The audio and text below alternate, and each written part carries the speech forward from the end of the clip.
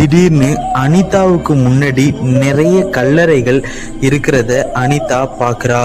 அதுலேயும் ஒரு கல்லறைக்கு முன்னாடி ஒரு கருப்பு உருவம் நிற்கிறத அனிதா பார்க்குறா. அனிதா வரதை பார்த்த அந்த உருவம் அனிதாவை நோக்கி ஒரு திசையை காட்டுது. அந்த பக்கமா போ அப்படின்னு சொல்லுற மாதிரி நிக்குது.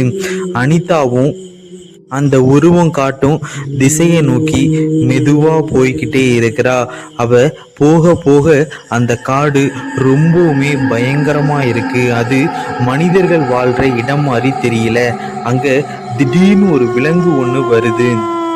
அதை பார்க்குறப்ப ரொம்பவுமே ஜெய்ஜாண்டிக்கா மிகப்பெரிய உடலமைப்பை வச்சுக்கிட்டு அந்த உருவம் நிக்குது. அனிதா வரதை பார்த்துட்டு சந்தோஷத்துல அந்த உருவம் தன்னோட ரெக்கைய அடிச்சுக்கிட்டு தன்னோட சந்தோஷத்தை வெளிப்படுத்துது. அதோடு இல்லாம அந்த விலங்கு அனிதாவை பார்த்து விடுதலை விடுதலை